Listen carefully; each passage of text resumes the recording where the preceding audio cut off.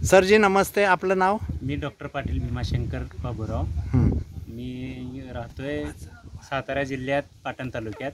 बरं. हां, आता आपण इथं या सगळ्या आलेल्या वैद्यांचं परीक्षण केलं, परीक्षा घेतलीत आणि आज सकाळी तुम्ही आलात तेव्हापासून आत्तापर्यंत इथल्या सेवांचा आणि आलेल्या वैद्यांचा याबद्दल तुम्ही 2 मिनिट आपलं मनोगत व्यक्त करा. ओके. इथं आल्यापासून तर आम्हाला एक क्लायमेट आरोग्य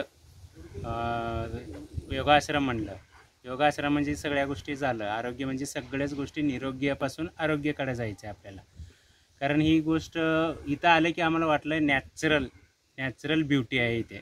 कारण पुणे तर तसा सिटी चांगलंच आहे, नॅचरलसाठी खूप चांगलं आहे. आणि इथले जसं की आमचे भोपाळचे सर आलेले आहेत, कुमार सर, मग त्यांच्यापासून पण आम्हाला बेनिफिट्स भेटले. आणि जे काही वैद्य आहेत त्यांच्यासाठी पण आपल्याला त्यांचा नॉलेज, त्यांचा जे काही आतापर्यंतचे बोन सेटिंग्स म्हणा, आर्थायटिस म्हणा, जॉन्डिस म्हणा, कावीळ म्हणा, कुठलं सगळ्या गोष्टीवर त्यांनी ट्रीटमेंट सांगितले. ट्रीटमेंट कोण्या पद्धतीनं करायला पाहिजे ते पण सांगितले.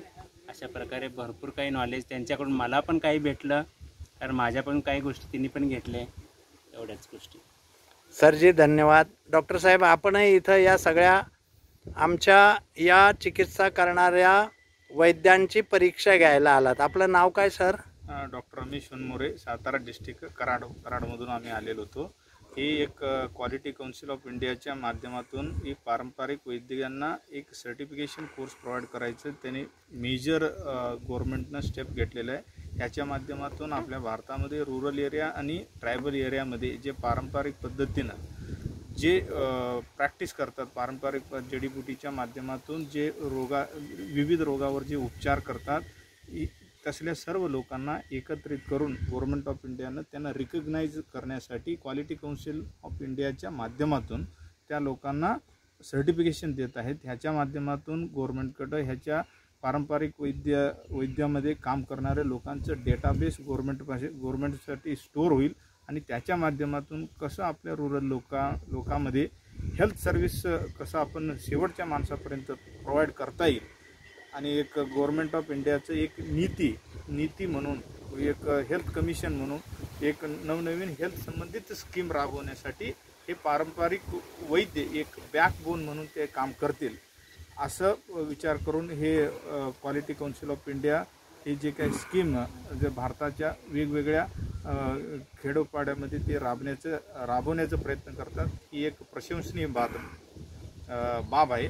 आणि ह्यासाठी आम्ही पण आज तुमचा आरोग्यम जो योगाश्रम आहे तिथं आपण पण आलो. ह्याच्या माध्यमातून आम्ही पण त्या जो पारंपरिक वैद्य लोकांना आहे त्यांना आपण सर्टिफाय करण्याचं पण काम केलो आणि त्यांचं जे काही ट्रीटमेंट मॉडॅलिटीज आहे ते आपण पण समजून घेतलो. आपण क्वालिफाईड असून देखील काही पारंपरिकमध्ये काही जडीबुटीचं आपल्याला पण नॉलेज नसते. त्यांच्या माध्यमातून नवनवीन शिकण्याचं आपलं ऑपॉर्च्युनिटी पण आम्हाला भेटलं आणि त्याच्या माध्यमातून काही नवनवीन नॉलेज पण मला भेटलं त्यासाठी. आणि इथं जे काही त्याने तुमचे जो आरोग्यम आश्रममध्ये त्यांना जे काय अरेंजमेंट केलेले ती खूप छान आहे.